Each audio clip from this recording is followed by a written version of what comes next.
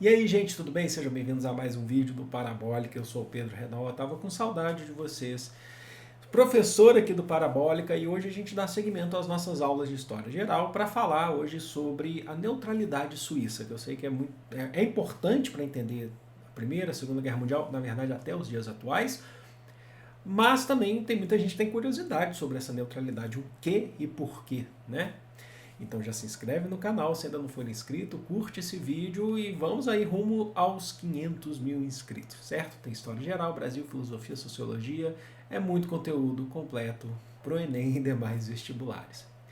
Primeira coisa, a Suíça, então a gente sabe que ela se declarou neutra durante os processos tanto da Primeira Guerra Mundial, no período entre guerras e no período da Segunda Guerra Mundial, e isso estende até hoje, isso tem reflexo até hoje. Tá? É uma postura de país, uma postura da Confederação Suíça que passa pelo tempo, não é só um determinado período de guerra. É claro que isso ficou muito mais evidente na Primeira Guerra Mundial, mas essa declaração a gente vai ver que ela já é até anterior. Por quê?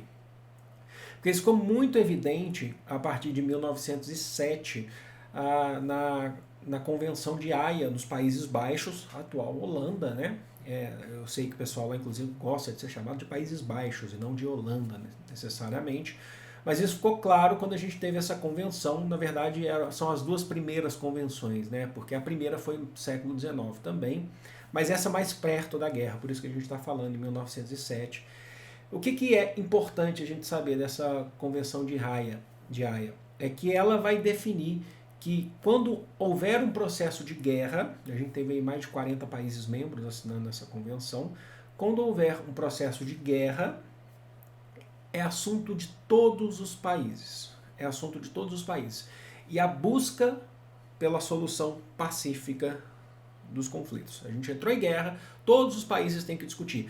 Não só necessariamente aqueles que estão envolvidos diretamente com forças beligerantes da guerra, mas tem que ser discutidos por todos.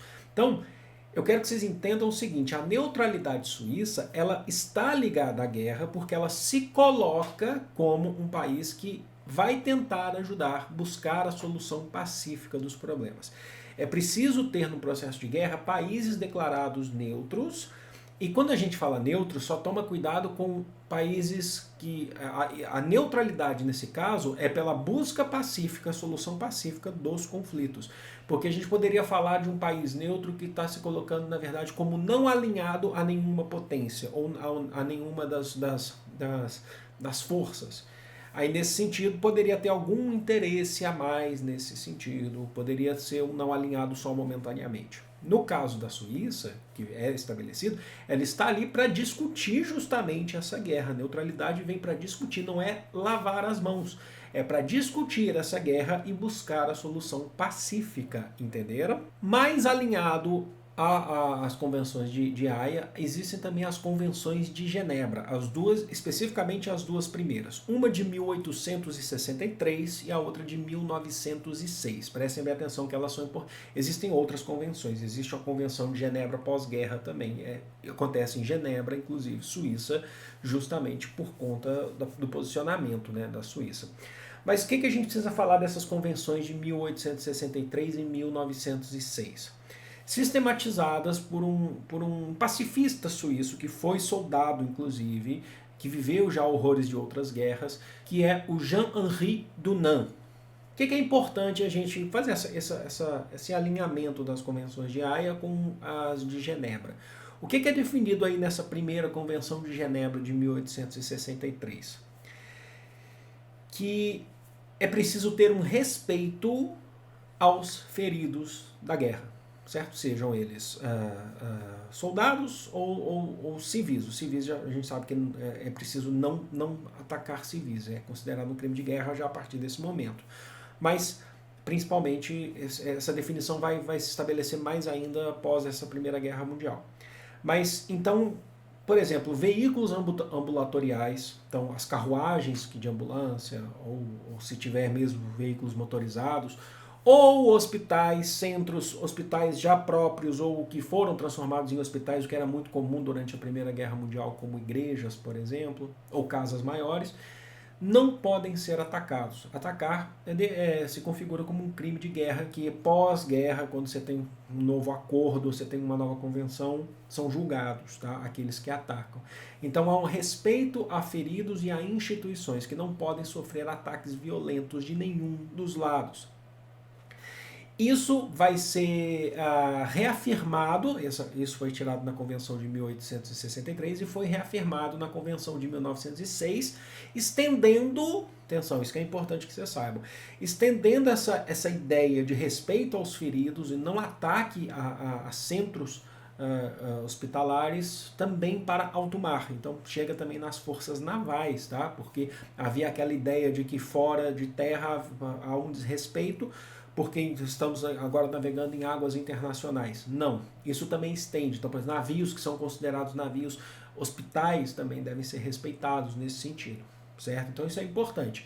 E aí é por isso que, a partir dessa primeira convenção especificamente, que a gente fala de 1863, que surge a Cruz Vermelha, que vai ser justamente o símbolo colocado em postos móveis ou fixos, hospitais ou ambulâncias, que não devem ser atacados.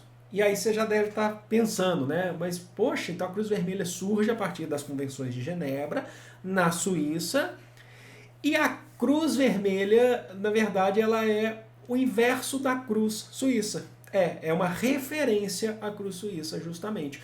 A bandeira da Suíça ela vem primeiro, tá? E, na verdade, já em tempos de Idade Média já se configurava ali na região um império medieval suíço, mas que ao longo do tempo foi se modificando até se formar no século XIX e ter uma independência, não? Se tornar um país que a gente vai definir como Estado Nacional Suíço ou a Confederação dos Países Suíços. E por conta disso, que é importante que vocês saibam, aí há essa referência da inversão da Cruz Vermelha. Não é em homenagem, mas é uma referência à neutralidade, de buscar a solução pacífica dos conflitos pela Suíça. Se você nunca se perguntou, se você alguns devem saber, outros tinham dúvida e alguns nem pararam para pensar nisso, mas é bem interessante trazer esse dado para vocês. Só que aí inicia a Primeira Guerra Mundial, a Suíça autodeclarada neutra, buscando a solução pacífica dos conflitos, já atuante em relação à Cruz Vermelha. Tem uma questão. A Suíça, o país Suíça, ele tem uma localização geográfica que é complicada ali no meio da guerra. Então, vamos lá. A Suíça, ela está localizada, ela faz fronteira ao norte, faz um trio aí, né, que é Suíça, França e Alemanha ao norte, e ao sul você tem a Itália, olha só que interessante. Ao sul você tem a Itália, ela divisa com a Itália, que é um país também envolvido na Primeira Guerra Mundial. Então como é que fica? A Suíça poderia ser um ponto de passagem de Alemanha, de Império Alemão, para a República Francesa, ou da República Francesa para o Império Alemão. Inclusive das línguas faladas, olha para vocês verem a confusão que é nesse conceito a Suíça, né? Até mesmo como um país recente, né, nesse período.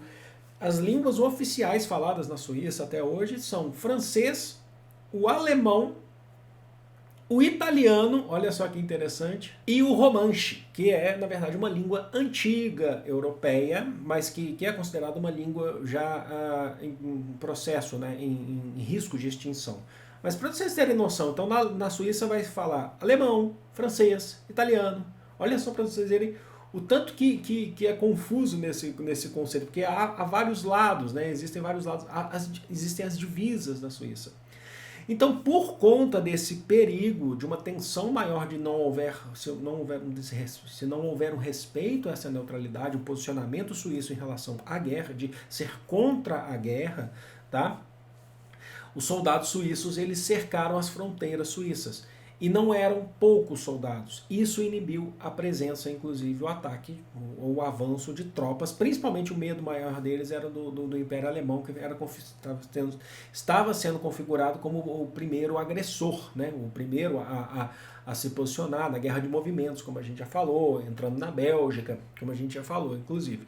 Então, cerca de 250 mil soldados suíços cercaram as fronteiras, tanto ao norte quanto ao sul, justamente para evitar esses ataques. E isso era considerado um número bom, era considerado um número forte de soldados. E isso inibiu qualquer tentativa de passagem. Há registros que houve sim, passagem por pontos da Suíça, pontos ainda que pequenos, em períodos onde o exército suíço já tinha se acomodado um pouco, mas no geral a Suíça foi respeitada, a neutralidade suíça foi respeitada tanto pela Tríplice Aliança quanto pela Tríplice Entente. Ao longo do tempo, conforme os suíços foram percebendo, o governo suíço foi percebendo que essa tensão de passagem pelo território foi diminuindo, o número de soldados também baixava. Então os soldados eles voltavam, a Suíça ainda um país naquele momento ainda agrário, os soldados voltavam para suas fazendas, levando as suas vidas normais. Em períodos onde havia possibilidade de uma tensão maior, voltavam, eles se recrutavam novamente, iam para o fronte novamente, mas aguardar só com a postura de vigia, não de posicionamento de ataque. Tá? Isso foi variando ao ponto de que quando a gente chega no final da Primeira Guerra Mundial, ou a Primeira Grande Guerra, os suíços já contavam com quase, mais ou menos, cerca de 10 mil soldados apenas vigiando as fronteiras. De 250 mil para 10 mil é um passo muito grande, vocês percebem, né? Só que tem uma questão. Em 1917, a neutralidade suíça, a gente já estava aí num ano pesado da guerra, mas que daqui a pouco já era o ápice e daqui a pouco estava caminhando para o fim, que a guerra acabou em 18, a gente teve um escândalo que quase, a gente costuma dizer que quase colocou fim à neutralidade suíça por conta do Império Alemão. Na verdade foi por conta dentro da própria Suíça. É um escândalo que a gente coloca aí o nome dele como o escândalo Green-Hoffmann. O que é isso? A gente tinha um membro do Conselho Nacional Suíço, chamado de Robert Greene.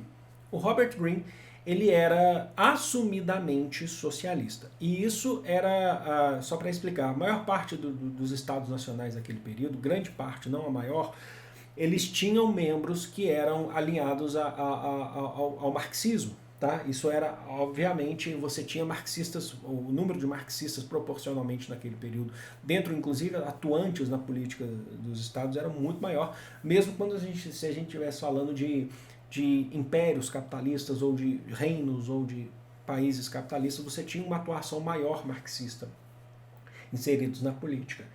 E o Robert Greene, como um membro do Conselho Nacional, ele estava vendo o que estava acontecendo na Rússia, inclusive. A Rússia estava passando por um processo de revolução. A Revolução de Fevereiro, que é aquela revolução mais voltada para o lado social-democrata, e daqui a pouco viria a de outubro, né, que seria a Revolução Bolchevique dos socialistas. E ele estava em contato com Vladimir Lenin.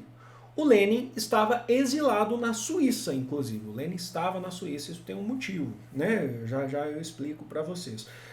Mas o que acontece? A Rússia iniciando um processo de revolução, o Robert Greene, ele consulta, né, ele entra em contato com Arthur Hoffmann, era o presidente do Conselho Político e tratava inclusive, ele teve outros cargos, mas de 14 até 17 ele era o presidente do Conselho Político, que tratava inclusive das relações internacionais. Ele convence o Arthur Hoffmann a enviá-lo para Petrogrado, a antiga capital russa, para poder discutir as relações de paz entre a Alemanha e Rússia naquele... O que vai resultar lá na frente, a gente se conhece do Tratado de Brest-Litovsk, né, a não agressão da Primeira Guerra Mundial entre a Alemanha e Rússia. A Rússia se retira da Primeira para tratar de assuntos internos. A Revolução Russa estava iniciando. Só que ele foi enviado, mas ele foi enviado inclusive como um contatinho de Lenin, porque ele era um socialista, ele era um marxista. Então a ideia era discutir dentro da própria Rússia que era melhor a Rússia se retirar de uma guerra que ela só estava inclusive apanhando, ela estava apanhando muito, até mesmo por conta das forças bélicas russas não serem maiores do que as alemãs, e encerrar a frente oriental, para a Rússia focar no processo de revolução bolchevique que estava por vir, outubro. Então você tinha esse alinhamento inclusive a Lenin, né? A questão é que ele vai para lá, o Robert Greene, ele chega a Petrogrado e ele se apresenta, esse é o problema, tá, gente? Ele se apresenta como representante do governo suíço. E a ideia era que o posicionamento dele fosse um posicionamento informal, fosse meio que nas escondidas nesse sentido. E aí ele teve um telegrama interceptado dele pro Arthur Hoffmann, né? Falando sobre que ele se apresentou para dar uma força, né, como representante suíço, e esse telegrama foi interceptado pelas forças alemãs, que questionaram, falaram, olha só, você A Suíça é neutra, mas ela está querendo sair da guerra justamente para poder fazer um processo de guerra interna, de revolução, de guerrilha interna. Então vocês estão apoiando nesse processo? Então a Alemanha passa a questionar e ameaçar. A gente vai entrar no teu território. A gente vai entrar no seu território. O que isso resultou? Isso resultou, a Rússia teve de expulsar o Robert Greene. Ele foi expulso do território russo, né, por conta dessa mancada histórica, dessa mancada diplomática, e esse erro, né, esse equívoco diplomático, e o Arthur Hoffmann, que tinha um cargo muito importante, já tinha ocupado outros, ele teve que renunciar na Suíça para mostrar, ó, a Suíça não pensa assim como eles estão fazendo. E aí a situação vai ser contornada. Lá na frente você vai ter, de fato, o processo de não agressão entre os dois, o Brest-Litovsk, certo? Mas e aí, o que gerou de fato para a Suíça como consequência essa neutralidade ao longo dos anos, tá? Não é só na Primeira Guerra Mundial. A Suíça, por se tratar de um país neutro que busca resolução pacífica dos conflitos, ela sempre foi casa, foi país de refúgio para exilados, inclusive políticos de nome, inclusive o Lenin, a gente já falou aqui, mas isso se discute até hoje com todo esse mundo de exílios que a gente está vendo, inclusive atualmente, inclusive na Europa, né, potencialmente. Também, então, a Suíça ela sempre tem que elaborar políticas para exilados, ela é um país que deve se manter aberta nesse sentido. E por conta disso você tem um crescimento político, ideias políticas chegando na Suíça, movimentos intelectuais surgindo ali. Então, um exemplo que eu sei que vocês querem, se eu falar que vão querer, eu vou fazer, sobre o dadaísmo, né, a vanguarda artística moderna aí do século XX, surge em Zurique, na Suíça, né, então uma vanguarda unindo elementos que vêm de outros países da Europa, inclusive, isso colabora de fato. E também você tem o desenvolvimento econômico, porque um país não afetado em guerra, não destruído em guerra, logicamente que ele se sobressai quando acaba essa guerra. Você olha para todos os lados, está todo mundo devastado e a Suíça está lá erguida porque a sua neutralidade foi respeitada. E durante os processos de guerra há investimentos de pessoas, por exemplo, envolvidas em países em guerra que estão sendo destruídos, acabam depositando dinheiros em contas bancárias na Suíça para proteger o seu patrimônio. Então a Suíça acaba sendo alvo nesse sentido. É por isso que ao longo do tempo a gente vai ter um desenvolvimento bancário na Suíça muito grande, que vai gerar esse desenvolvimento econômico, porque muitos investimentos serão feitos em um país que é considerado neutro. E é por isso que às vezes a gente fala, eu acho que agora se tornou menos comum, mas até os anos 90, 2000, era muito comum a gente ver, inclusive políticos abrindo contas bancárias, por conta dessa abertura justamente que a Suíça sempre se colocou, contas bancárias na Suíça para fazer lavagem de dinheiro, por exemplo, no Brasil, como é o caso. Porque ela sempre teve essa política de abertura nesse sentido. Ela acaba recebendo investimentos, tá? Nesse sentido, e infelizmente também entram investimentos que são investimentos até ilegais, né? Nesse sentido, porque ela acaba não tendo esse controle todo, certo? Bom, espero que vocês tenham entendido a neutralidade suíça na Primeira Guerra Mundial. Isso vai valer para a Segunda, mas a gente pode contar essa história, inclusive, de coisas mais específicas, de pós-guerra, a Convenção de Genebra do Entre Guerras e pós-Segunda Guerra Mundial também, em outros vídeos. Eu vou ficando por aqui. Amo vocês de todo o coração do mundo. Um grande beijo. Fui!